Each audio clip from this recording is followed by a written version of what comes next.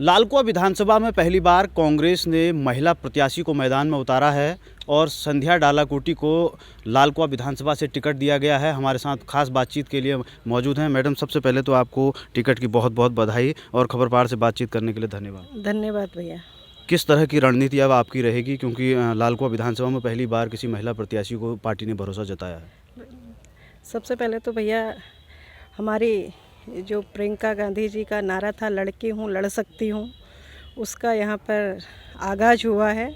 और मैं केंद्र के नेतृत्व का और प्रदेश के नेतृत्व को धन्यवाद करना चाहती हूँ। उनने कुमाऊं मंडल में से 2 महिलाओं को प्रत्याशी बना रखा है। मैं सबसे पहले उनको धन्यवाद करना चाहती हूँ और उनकी आभारी हूँ। और हमारा जो संगठन है वो भी पूरा मेरे साथ है और हम लोगों ने इसमें बहुत पहले से बूथ वाइज तैयारी कर रखी है।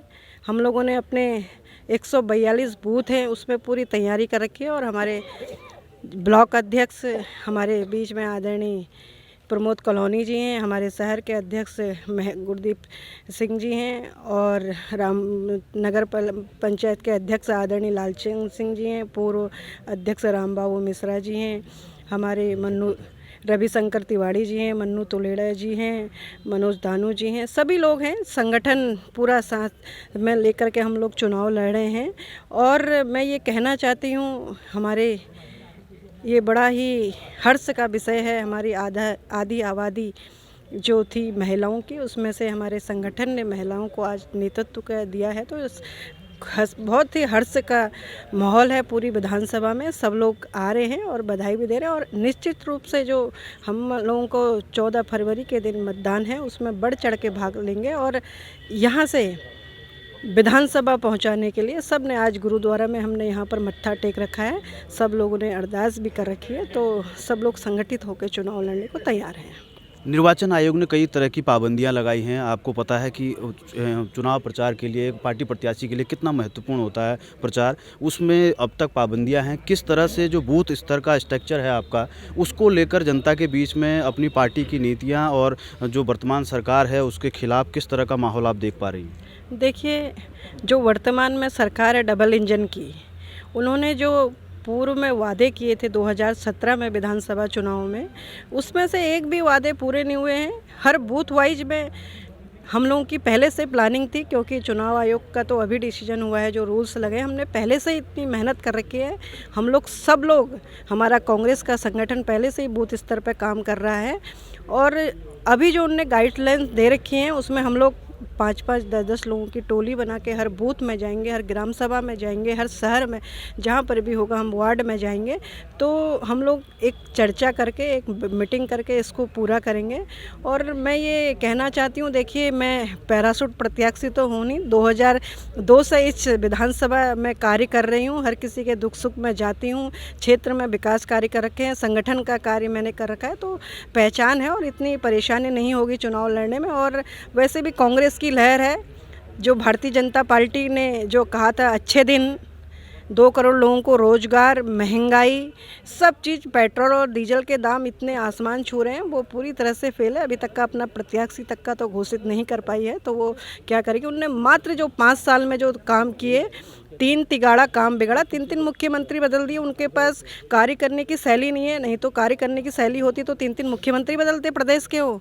और उस मुख्यमंत्री बदलने के बाद जो अभी वर्तमान में मुख्यमंत्री बने, उनने करोड़ों रुपए एक विज्ञापन में लगा दिए हैं। जो उनका लाइव टेलीकास्ट भी चल रहा है उसमें भी करोड़ों रुपए खर्च कर रहे हैं। तो ये सरकार पूरी तरह से फेल हो चुकी है। सिर्फ घोषणाएं करे जा रहे हैं और धरातल में कुछ नहीं हो रखा है। इसका हमें भरपूर समर्थन मिल रहा है और क्षेत्र में कांग्रेस की लहर है। हम लोग अवश्य ही संगठन के साथ, अपने पूर्व और वर्तमान के जनप्रतिनिधि जितने भी फ्रंटल संगठन है हमारे, उनके साथ बहुत मजबूती से चुनाव लड़के विधानसभा पहुंचेंगे। Thank you. कल शाम को जैसे ही आपका टिकट डिक्लेयर हुआ, उसके बाद से जो आपके साथ अन्य दावेदार थे, चाहे हरीशचंद्र दुर्गापाल हो, हरेंद्र बोरा हो और बीना जोशी आपकी प्रवक्ता हैं, उन तमाम लोगों के जो बयान आज आए हैं और आज जो कुछ हुआ है उसको लेकर आपका जो नारा है, लड़की हूँ लड़ सकती हूँ, पहले तो आपको अपनी पार्टी के साथ लड़ना होगा। देखिए, पार्टी के साथ ऐसा कुछ नहीं है, हम लोग दावेदार थे, लेकिन जब परिवार में होते हैं, थोड़ी जब बर्तन होते हैं तो वो लड़खड़ाते भी हैं, तो हम लोग सब एकजुट होकर उनको मनाएंगे। ऐसा कुछ नहीं, सब लोग आशीर्वाद देंगे। हमारे संगठन के लोग भी उनसे बातचीत करके इसको आगे बढ़ाएंगे और हमारे केंद्र का नेतृत्व, प्रदेश का नेतृत्व भी आएगा, बात करेगा। ऐसा नहीं, हमारे आदरणीय चाहे माननीय हरीशचंद्र दुर्गापाल जी हमारे अग्रज हैं, हमारे पूर्व में कैबिनेट मंत्री हैं, यहाँ हमने विकास कार्य करके। आदरणीय हरेन बोरा जी यहाँ से पूर्व में प्रत्याशी हैं और मैंने कभी भी पार्टी के खिलाफ जाके कोई भी काम नहीं किया। जब भी उनको टिकट मिला उनके साथ तन मन धन से खड़ी हुई थी। और हमारी छोटी बहन जो प्रदेश की प्रवक्ता हैं बीना जी, वो मेरी बहन है। थोड़ा सा रहता है क्योंकि दावेदार जब होते हैं टिकट एक को मिलता है, तो हम लोग सब एक दूसरे को मना करके आगे बढ़ेंगे और अवश्य इसमें सफल होंगे। आज जो कुछ हुआ, हम वहाँ पर मौके पर मौजूद थे हरीशचंद्र दुर्गापाल जी के आवास में, उसको किस तरह से देखते हैं? क्योंकि आपके समर्थकों का स्पष्ट रूप से कहना था कि ये महिला का अपमान हुआ है, आप किस तरह से देखते हैं इसको? देखिए, मैं आदरणीय माननीय मंत्री जी के वहाँ आशीर्वाद लेने के लिए गई थी, क्योंकि वो हमारे सबसे इस लालकुआं विधानसभा में सीनियर लीडर हैं। तो मैंने कहा आशीर्वाद मिलेगा। मेरे जाते ही उनके बेटे बाहर आए और पीछे से दरवाज़ा बंद हो गया। तो मैं ये कहना चाहती हूँ कि एक राजनीतिक व्यक्ति के लिए दरवाजे बंद करना अच्छी बात नहीं है। मुझे भी बड़ा दुख हुआ। मैं उनकी बेटी के समान हूँ, बहू के समान हूँ। पार्टी में दावेदार तो काफ़ी थे, लेकिन टिकट एक ही को मिलता। पार्टी ने इसमें महिला का सम्मान कर रखा है, तो मैं कहना चाहती हूँ कि माननीय मंत्री जी को भी सम्मान करना चाहिए था। नहीं आए, अब उनका विषय है, मैं इसमें कुछ नहीं कहूँगी। हमने इस बारे में जब उनसे बात की तो उनका स्पष्ट रूप से कहना था कि मेरे समर्थकों की या जनता की मेरे साथ मीटिंग चल रही थी, ऐसे वक्त में उनको अपने समर्थकों को लेकर मेरे पास नहीं आना चाहिए था और मैंने उनके लिए दरवाजे बंद नहीं किए हैं, वो तो जनता ने उनके लिए दरवाजे बंद किए हैं और जनता जो कहेगी मैं वो कहूँगा। और उन्होंने ये भी मौखिक रूप से अभी ये कहा कि वो पार्टी के अपने सभी पदों से इस्तीफा दे रहे हैं और अपने समर्थकों के साथ इस्तीफा दे रहे हैं। इस पर आपकी क्या रणनीति रहेगी? देखिए, मुझे अभी ये तो मालूम नहीं है कि वो इस्तीफा दे रहे हैं, लेकिन जो उनके वहाँ संगठन के लोग थे, कल तक का वो कांग्रेस पार्टी के ही लोग थे। बड़ी बड़ी सभाओं में कहते थे पार्टी जिसको भी टिकट देगी हम एक को चुनाव लड़ाएंगे। आज ऐसा क्या कारण है, एक मात्र शक्ति को टिकट मिला तो सब लोग विरोध में उतर गए हैं। तो मैं उनसे ये कहना चाहती हूँ सब संगठन के साथ आके कार्य करें। और इसी से देखिए 5 साल हम लोग भारतीय जनता पार्टी से इस क्षेत्र में वैसे ही विकास कार्य नहीं हो, अगर हम लोग ऐसे ही करेंगे तो बड़ी परेशानी हो जाएगी।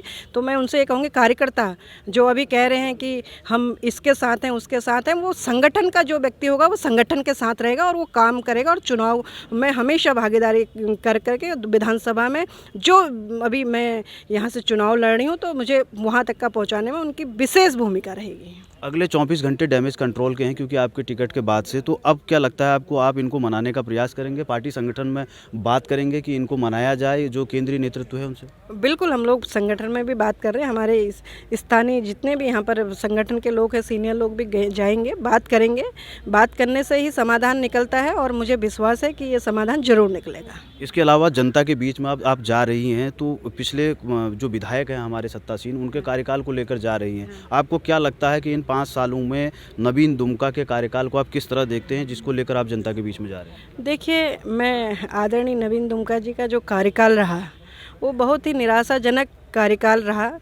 मैं नहीं, उनके खुद जो पार्टी के कार्यकर्ता हैं वो खुद कह रहे हैं अगर माननीय विधायक जी को टिकट मिल जाएगा तो तुम्हारे लिए बड़ी आसानी हो जाएगी करके उनके कार्यकर्ता कह रहे हैं। मैं तो कह नहीं रही हूँ, लेकिन मैं उनकी जो 2017 में उन्होंने बड़ी बड़ी घोषणाएं करी थी, बिंदु खत्ता को राजस्व गांव बनाएंगे, यहाँ मालिकाना हक देंगे, लालकुआं में हमारा गोलापार का ISBT, हमारी गोलापार की ITI और हमारा जो अंतर्राज्यीय स्टेडियम बना हुआ है उसमें एक भी खेल नहीं हो पाया। और हमारी NHAI की जो रोड है वो 15 साल से इसी तरह से है। विकास कार्य क्षेत्र में कुछ भी नहीं हुए। तो मैं ये कहना चाहती हूँ कि भारतीय जनता पार्टी की जो उल्टी गिनती शुरू हो चुकी है, अब कांग्रेस की लहर है और प्रदेश में अवश्य ही हम लोग 60 के पार जाएंगे और कांग्रेस की सरकार बनाएंगे। जाते जाते लालकुआं विधानसभा की जनता को आप क्या संदेश देना चाहते हैं कि आगे इलेक्शन है और तमाम तरह की चुनौतियां हैं आपके सामने? देखिए, मैं लालकुआं विधानसभा में मेरे सभी मातृशक्ति, युवा, बुजुर्ग और मेरे जो युवा भाई हैं उनसे ये कहती हूँ, एकता, अखंडता और समर्पण के साथ हम लोग कार्य करेंगे और अवश्य ही हम लोग इस विधानसभा से कांग्रेस का परचम लहराएंगे, मुझे ये उम्मीद है। Thank you. तो ये थी हमारे साथ संध्या डालाकोटी, जिनका स्पष्ट रूप से कहना है कि वो कांग्रेस की वर्तमान में लहर चल रही है और जो नाराज जो नेता हैं उनको आलाकमान से रिक्वेस्ट करके और खुद भी मान मनोबल के प्रयास किए जाएंगे। लालकुआं से दिनेश पांडे, खबर पहाड़ के लिए।